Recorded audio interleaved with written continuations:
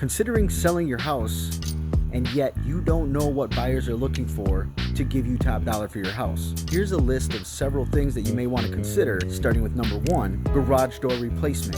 193.9% of sellers actually recoup their money in selling their house when they replace the garage door. Number 2 is entry door replacement.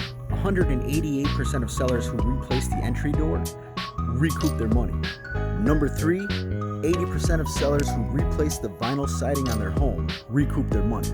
Number 4 is HVAC conversion. So if you have like an old oil tank that you're using for fuel, or you don't even have a central air system, maybe you want to get that stuff converted.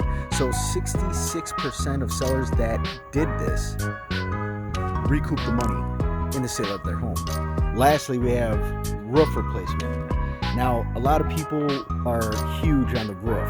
I would say 60% of sellers who redid their roof, asphalt shingles typically, recoup their money in the sale of their home. For more expert advice, contact the information right below, and I will talk to you soon.